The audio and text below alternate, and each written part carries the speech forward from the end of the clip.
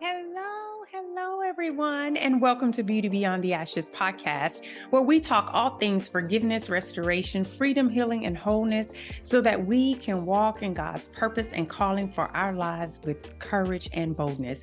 I am your host, Tonya B. Jones. How are you all doing this week? Yay, I'm so glad that you're here.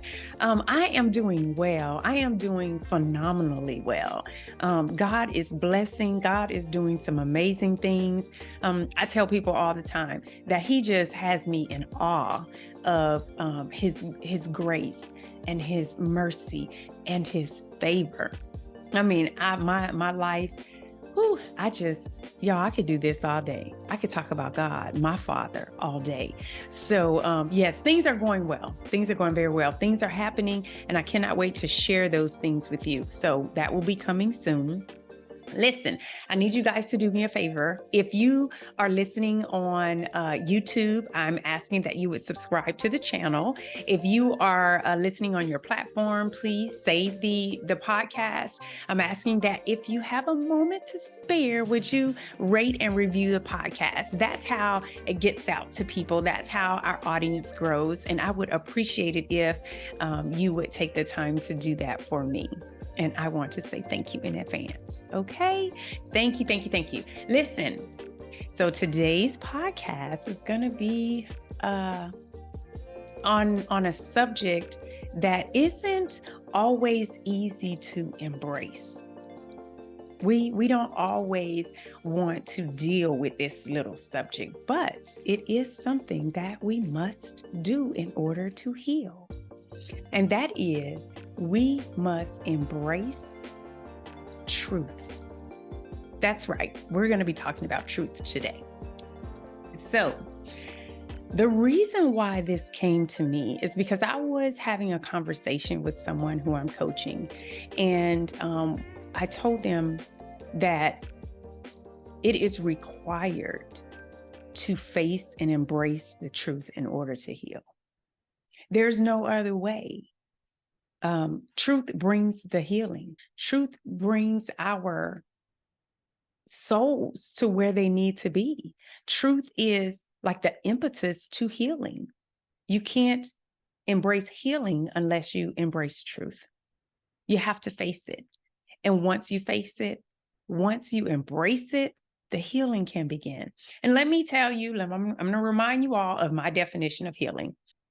Healing for me is when my being and my living are at peace with past offenses that once had the power to hold me hostage. If you see my shirt here, my mantra is, I found beauty beyond the ashes. I am healed, whole, and walking in freedom.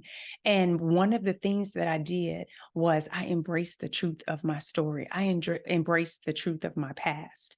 And oftentimes we don't want to face the truth because it might make us have to have some type of ownership in that truth, in our stories. And sometimes we are stuck at blaming others. We are stuck at blaming circumstances. We are stuck in blame mode that we can't even see the truth. And let me tell you something. Sometimes the truth, you may not even have a particular place in the truth of the story, right? It's not about blaming. It's about accountability. And you may not have any accountability. What do I mean by that? If you were molested as a child, there is no accountability on your part, not a single bit of it. Sometimes things happen to us that we don't want to talk about the truths of it just because it hurts so bad. I could not imagine the truth of my father touched me inappropriately. Until you can face that truth, gosh, how can you heal? How can you heal? Although there's no accountability for you in that, it's something that you have to face. And then you have to just take ownership that's my truth. That's what happened. And let's be healed from that. Let's take that truth and make it that it no longer has the power to hold me hostage to it. You can overcome that. And I want to show you an example with my own life. I was thinking, like, how can I bring this to life? And two things popped up, and I'm doing two because I want to show you how actually facing and embracing one thing helped me to release myself from another thing. Okay, my story was self-inflicted. So I have some accountability in mind, right? And I was so angry with the situation. I was so angry with other people. And I was definitely angry with myself. And we're going to talk about the 17-year-old Tonya. We're going to talk about the 17-year-old young girl who made a decision to have an abortion. So in therapy, my therapist, as I was talking, made the statement, you cannot hold the 17-year-old Tonya hostage with the 50-year-old Tonya's knowledge. And when he first said that, I rejected that. I was like, oh, yes, I can. Yes, I can. I knew better.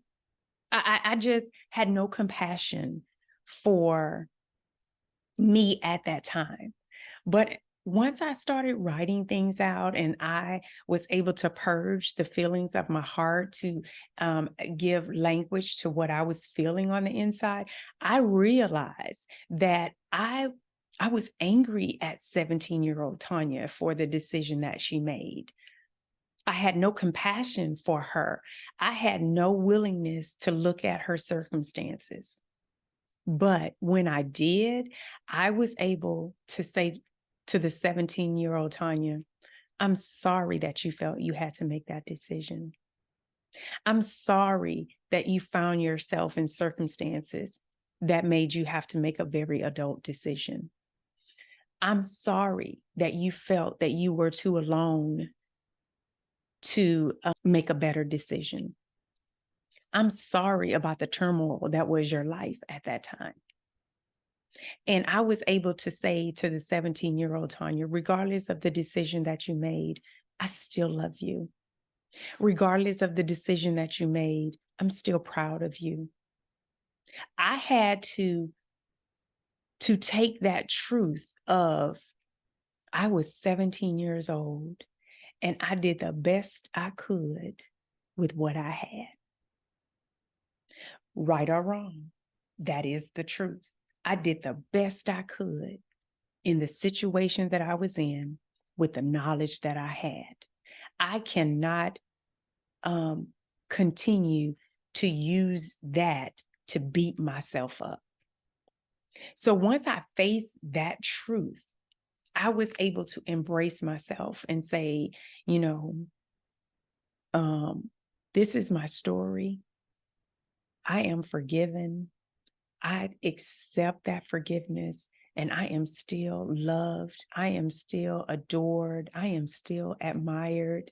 I am still worthy. I am still purposeful. I still have a calling on my life. Those were the things that I was able to embrace, right? So that was number one. Once I did that, then I had to sit on the second part of where my anger lied. So I was very angry because there were people who lied to me. There were people who told me lies in order to invoke fear in me. There were people who told lies to hurt me. Okay. And that made me very angry. And I was very angry. I don't want to say I hated those people, but it might have been really close. But I was very angry.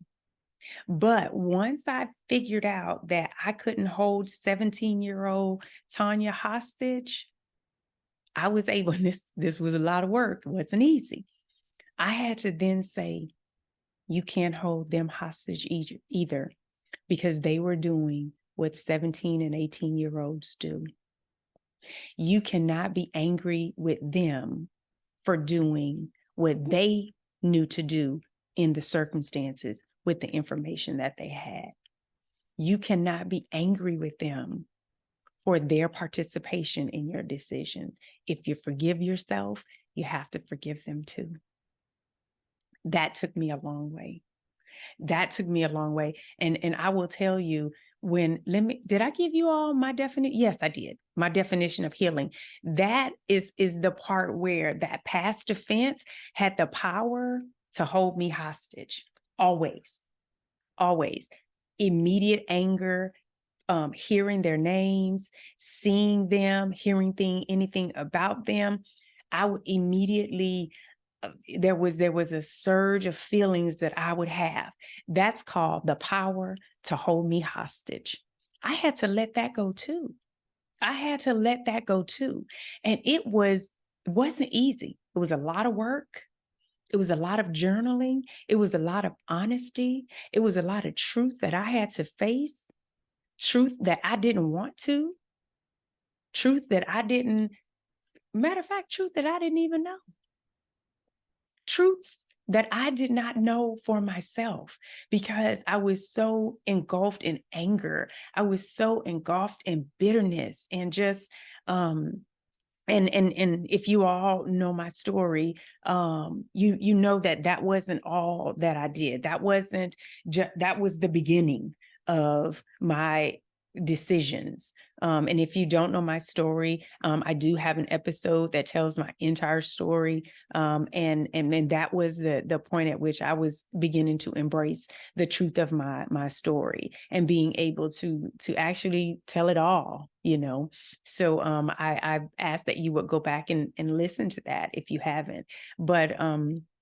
But that's a big part of the healing process, is embracing your truth. And some of our truths are very, very deep. Some of our truths are very multi-layered, as mine was. But it's still imperative that you deal with the truth of your story.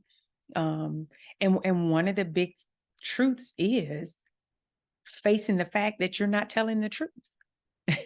One of the big things is, and it may not be intentionally, you may just not know how to tell the truth, how to extract the truths of your story.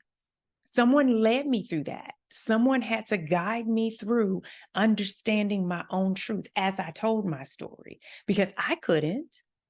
I couldn't see it. I was so blinded by anger and fear, disillusionment, all of that.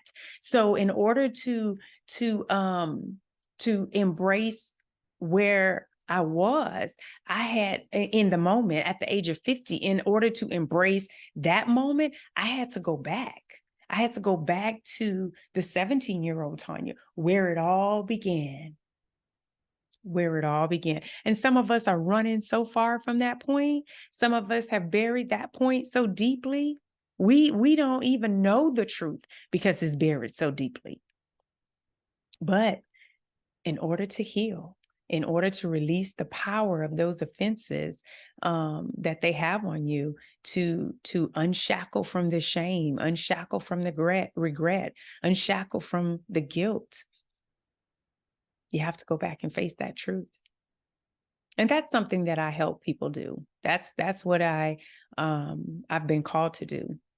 And that helps to release us from the shackles of shame. It helps us to open the prisons that have held us hostage and imprisoned for so long. And to be able to get to a point where you can say, I found beauty beyond my ashes. I am healed, whole, and walking in freedom. And let me tell you, that's one of, I couldn't imagine being where I am right now. This was an unimaginable place. It wasn't something that I could even dream of. Like, I saw other people and I longed for it. But I just couldn't see it ever happening. Not until I was able to make a decision to face my truth. And that's where it begins. It begins with you making a decision to face your truth. It begins with the decision that I am ready to heal. It begins with the decision that I am ready to be all that God has called me to be. You have a calling on your life. You have a purpose. And the only way that God can really take you to the level and the heights that he wants to take you to is you've got to heal. You've got to heal that hole in your soul. I did an episode about that last week. Y'all, it's still working with me. You hear me? That episode is still, and I think that's where all of this new material is coming from, just understanding how to heal the hole in your soul. And it begins with a Band-Aid of truth. It begins with putting truth over that so that it can begin to heal. It can stop the bleeding. It can stop the bleeding. Listen, I'm so happy that you all take the time to listen to what God puts on my heart to give. And I pray that it touches you, that it changes your lives, that it begins to transform you from your brokenness into your beauty. I love you all. Listen, join me again next week, same time, same place. But I want to say this, until then, don't be so uncomfortable with the darkness of your past that you're too fearful to walk into the light of your future. Y'all have a great day. Love you. Bye-bye.